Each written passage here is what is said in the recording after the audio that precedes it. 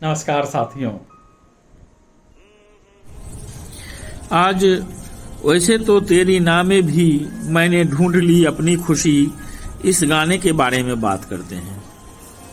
आनंद L राय ने यूं तो 5 फिल्में बनाई हैं, लेकिन पिछले 8 साल में उनके द्वारा बनाई गई 3 फिल्मों तनु वेड्स मनु, रांझना, तनु वेड्स मनु रिटर्न्स ने उन्हें अभी काम कर रहे शीर्ष निर्देशकों की पांत में लाकर खड़ा कर दिया। आनंद की फिल्मों में एक खास प्रोविंशियल ईडीएम होता है।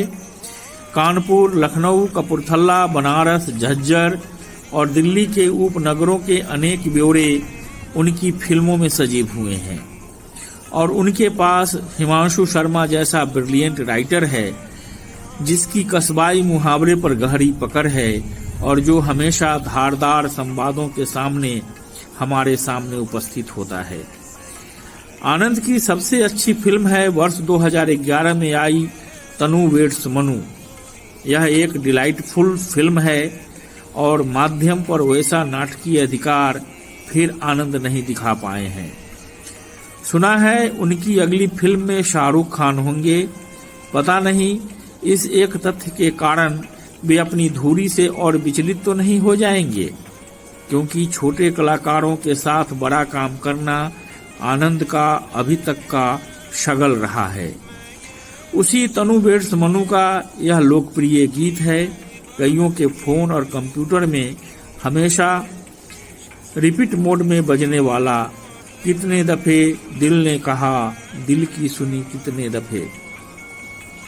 किस्सा कोताह यह है कि लंदन से लखनऊ और लखनऊ से कानपुर पहुंचे मनु शर्मा को तनुजा त्रिवेदी को देखते ही उससे प्यार हो जाता है, जबकि तनु तो होश में भी नहीं थी। नशे में धुत पर अपने कमरे में सोई थी। उसकी उस निद्रोन्मीलित छवि पर ही शर्मा जी रीझ जाते हैं। पुरुष कब स्त्री की किस एक छवि पर रीझ जाएगा, इसका कोई हिसाब नहीं है।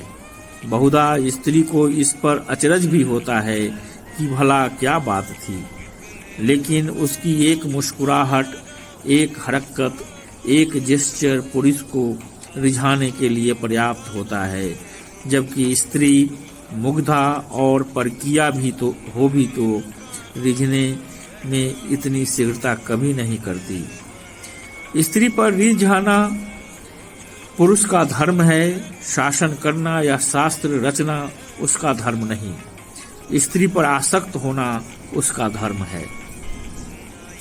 दूसरी तरफ अपनी आसक्ति को यथासंभव स्थगित करते चलना स्त्री की नियति है। इसी के चलते प्रेम में बहुधा स्त्री और पुरुष एक साथ चरम पर नहीं पहुंचते हैं, और जब तक स्त्री प्रेम के लिए मन बनाती है तब तक पुरुष स्वयं को उलीझ चुका होता है। वो एक दूसरी कथा है।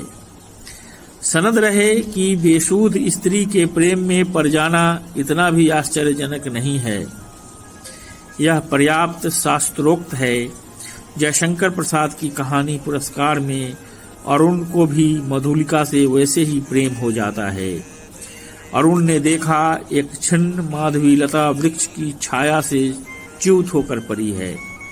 अरुण ने अपने अश्व को मौन रहने का संकेत किया, किंतु कोकिल बोल पड़ी, छी, कुमारी के सोए सौंदर्य पर दृष्टिपात करने वाले धृष्ट, तुम कौन? तनु ब्याह से इनकार कर देती है। मनु दिल्ली लौट जाते हैं। मन उनका लेकिन तनु में अटक चुका होता है और अब कोई दूसरी लड़की मन को भाती नहीं।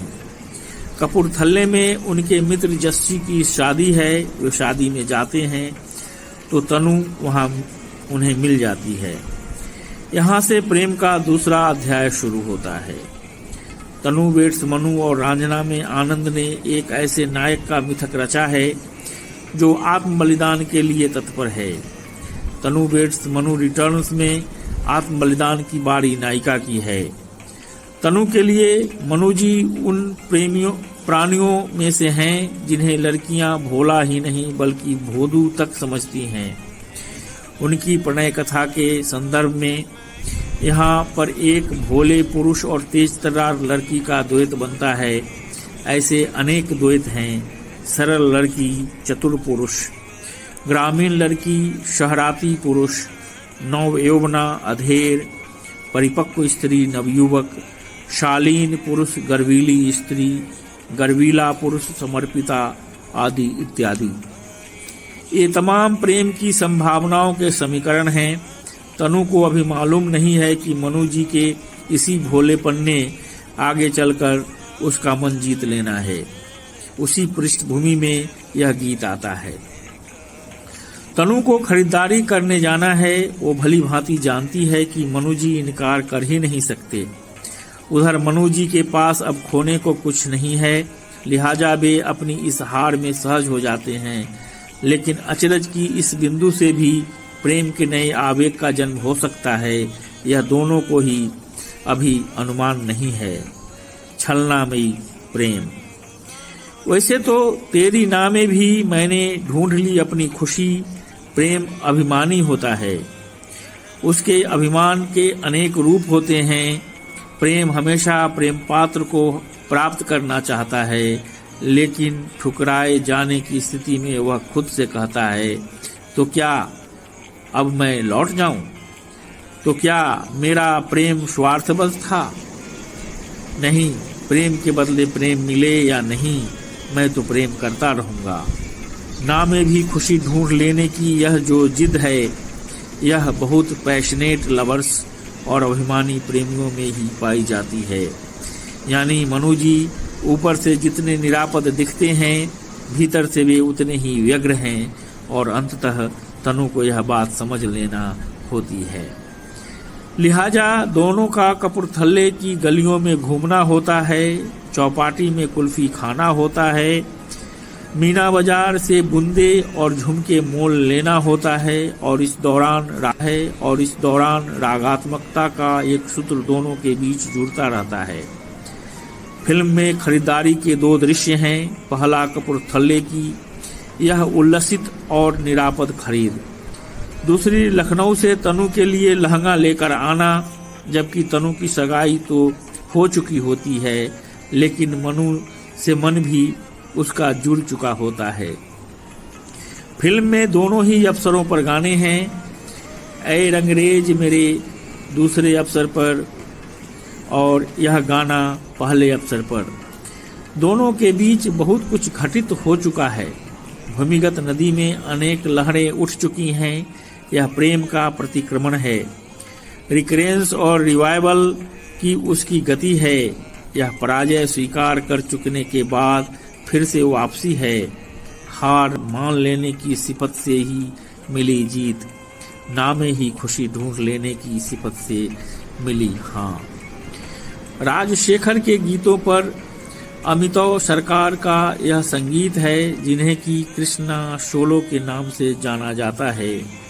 मोहित चौहान की नशीली, नॉकचर्नल और नींद में डूबी हुई सी आवाज है। पर्दे पर अपने सर्वश्रेष्ठ रूप में माधवन और कंगना राणावत हैं। इस फिल्म तक कंगना को एक डार्क एक्ट्रेस माना जाता था, लेकिन तनु वेट्स मनु में उसने एक ऐसी शोख, मुंहफट और सेहतमंद लड़की हिंदी सिनेमा को दी है जिसका कोई सानी नहीं है। तनुजा त्रिवेदी के आकर्षण की गिरफ्त से छूट पाना बहुधा मुझे मुश्किल लगता है, और यही इस फिल्म का तिलस्म भी है। तनु और मनु से बहुत गहरा लगाव है मुझे। बाद में फिर उनकी कहानी में चाहे जितने ही विषयांतर क्यों ना उगाए हों। तो दोस्तों, आज के लिए बस इतना ही। जल्द ही फिर मिलेंगे एक नए वीडियो के साथ। तब तक मुझे विदा दीजिए।